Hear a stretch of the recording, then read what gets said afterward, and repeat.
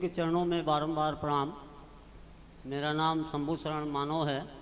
मैं छितौनी कुशीनगर ज़िला से हूँ और गुरुदेव से मेरा यही पूछना है कि आज जो समाज में कुछ बुराइयां चल रही हैं, इन बुराइयों के विषय में ही मैं कुछ पूछना चाह रहा हूँ, जिससे हो सकता है समाज मेरी बातों को सुनकर थोड़ा रुष्ट भी हो जाए। लेकिन समाज में जो बुराई है वो मुझे पसंद नहीं है, इसका निदान चाहता हूँ आपसे। जो गुरुदेव ये अश्लीलता भरी गाने जो चल रहे हैं समाज में, जो हमारे जिला पंचायत छितौनी है, यहाँ पे विशेषकर मैं अनुभव करता हूँ कि सबसे ज़्यादा ये गानों का प्रचार प्रसार चल रहा है, भोजपुरी गाने संबंधी, और फूहड़ से फूहड़ गाने बजाए जा रहे हैं ब्याह शादियों में। तो क्या इसका कोई निदान है? पहला प्रश्न है। दूसरा प्रश्न ये है गुरुदेव कि मैं किसी भी बारात में अब जाना पसंद नहीं करता हूँ, जो वही बर्तन जो है यूज होता है अन्य बिरादरियों में। मुझे किसी बिरादरी से कोई लेना देना नहीं है, लेकिन इतना ज़रूर है कि जहाँ पे मांसाहार बनता है वही बर्तन किसी के वहाँ भी जा रहा है, जो शुद्ध शाकाहारी खाने पीने वाला व्यक्ति है उसके वहाँ भी वो भोजन वो उसी बर्तन में बन रहा है। तो क्या ये भोजन किया जा सकता है उसके वहाँ? पहला प्रश्न का जो उत्तर है वो ये है कि समाज में जो अश्लीलता परोसी जा रही है गानों के माध्यम से या भजन के माध्यम से, जो भी आप देख रहे हैं यहाँ पर किसी भी प्रकार का, तो इस सब चीज़ का जो दोष है, आरोप है, ये हमारे संविधान और सरकार के पास है। संसद में इन सब चीज़ों का गठन होता है।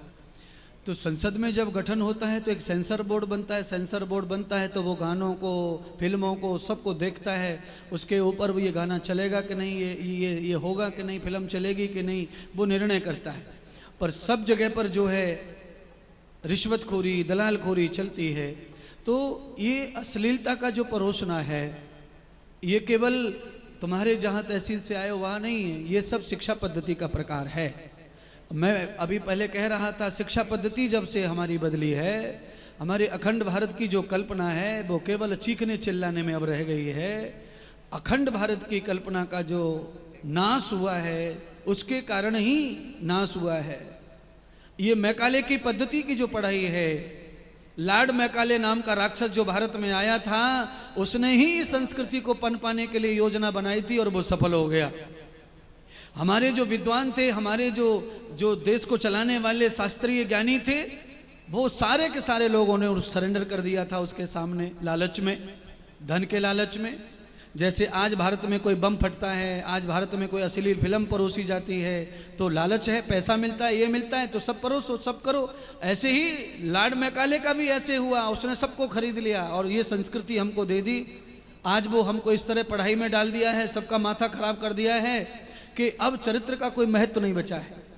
कॉलेज में साथ में ही एक ही स्कूटर पे जा रहे हैं पढ़ने के, लिखने के लिए। ऐसी पद्धति आज मैकाले की पद्धति है। ये अखंड भारत की पद्धति नहीं है। अखंड भारत की पद्धति में जो कथा चल रही थी, अभी आप सुन रहे थे, पार्वती माता की। पार्वती माता को अचानक पति ने भी नहाते हुए देख लिया तो माता पार्वती पानी पानी शर्म के मारे हो गई थी। इतनी लाज और शर्म हमारी यहाँ बहन बेटियों की पहले से है। पति को भी इस तरह प्रदर्शन कोई नहीं करता था, क्योंकि वहां पर लॉर्ड मैकाले नहीं था, वहां पर ऋषि मुनियों की परंपरा, अखंड भारत की परंपरा, सभ्यता काम करती थी। भारत की सभ्यता का पूर्णतः लोप हो गया है और अंग्रेजी सभ्यता पूरी तरह चरम सीमा पर चढ़ी हुई है। इस कारण ये नंगा नाच ही देखने को मिलेगा। इस नंगे नाच को मैं पूरी तरह से इसका विरोध करता हूं और ये इसीलिए हो रहा है क्योंकि ये शुरुआत इसकी होती है फिल्म से, बंबई से, गूगल से, सोशल मीडिया से, और धीरे धीरे हमारे बच्चों में ये पनपता है। वो रुपया कमा रहे हैं यूट्यूब से, मोबाइल से, ऐसा सोच के हमारे बच्चे बच्चियां भी इसी के रुपया कमाने के लालच में नंगे उघाड़े नाच रहे हैं, चाहे भोजपुरी हो चाहे कोई और पुरी हो। इसमें किसी संस्कृति और किसी देश या के केंद्र का नाम न लेते हुए एक ही बात है, इस संस्कृति को जब तक तुम नहीं बदलोगे, हमारी सरकार जब तक नहीं बदलेगी, वैदिक कल्चर की पढ़ाई नहीं आएगी, कोई भी कपड़े लत्ते भोजन भजन पर ध्यान नहीं देगा, कोई भी अपने चारित्रिक जीवन की शिक्षा स्कूल में है ही नहीं। तो पढ़ने पढ़ाने का मतलब ही खत्म हो गया है।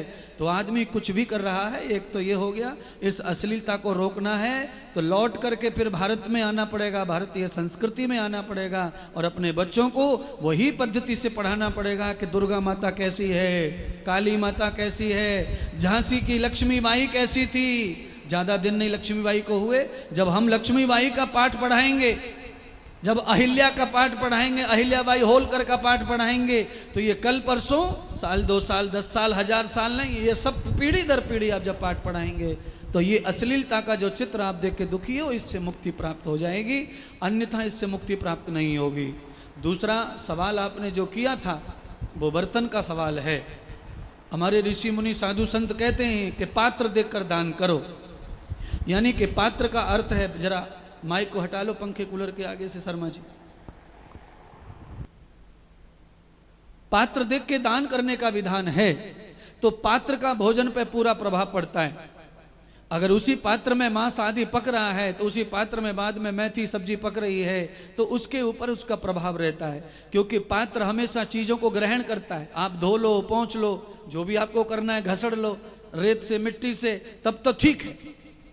अगर आपने पात्र को मिट्टी से रगड़ दिया, मिट्टी से घस दिया, तो आपका पात्र, उस पात्र के दोष खत्म हो जाते हैं।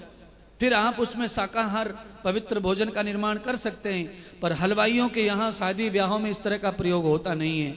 वहाँ तो वो पानी से धो करके फेंक देते हैं और उसी में रख देते हैं उबालने के लिए, और सब चीज़ें उसी में आती हैं। तो कोई भी पात्र चीज को अपने अंदर सोखता है, पीता है। जब सिल्वर का पात्र हो, स्टील का पात्र हो, लोहे का पात्र हो, ये सब चीज़ों को ग्रहण करते हैं और ये पी जाते हैं। इनका ये छुड़ाना बहुत देर में होता है, बहुत घसना पड़ता है, तब जाके छूटता है, तो बड़ी कठिनाई है। तो मैं तो यही कहूँगा कि उन पात्रों में दोष है, उन दोषी पात्रों का भोजन करने से हमारा मन बुद्धि अपवित्र ही होगा और वो भोजन नहीं करना चाहिए। उन पात्रों की देखभाल करनी चाहिए, और पात्र अगर वही सुपात्र बनाना है तो उसे अच्छी तरह से मिट्टी से धोना चाहिए, मिट्टी से घसना चाहिए, क्योंकि मिट्टी में वो गुण होता है जो हर चीज को पवित्र कर देता है। इसीलिए हम घरों में मिट्टी से लीपते आ रहे हैं, मिट्टी से लेसते आ रहे हैं। मिट्टी से ही पहले हाथ धोए जाते थे। आज भी कई संत महात्मा मिट्टी से हाथ धोते हैं, साबुन को हाथ नहीं लगाते हैं, क्योंकि साबुन भी अपवित्र ही करता है हाथ को, क्योंकि वो भी केमिकल ही होता है, वो भी अपवित्रता का ही प्रतीक है। इसीलिए डिटॉल, फिटॉल ये सब पवित्र नहीं है, ये सब अपवित्रता है। इनमें केवल केमिकल होते हैं जंतुओं को मारने के लिए, पर शुद्धि का कोई केमिकल नहीं होता है। शुद्धि केवल मिट्टी से हो सकती है और किसी से शुद्धि होने वाली नहीं है। पानी और मिट्टी का जो संयोग है वो शुद्धि करता है। तो पात्रों को मिट्टी से रगड़ा जाए। आज से 30-40 साल पहले मिट्टी से ही रगड़े जाते थे। टेंट के पात्र, गांव से लाए हुए पात्र और घर के पात्र, उनको शुद्ध माना जा सकता है। जिसमें धरती माता लग जाती है, पानी देवता लग जाते हैं, वो शुद्ध हो जाता है।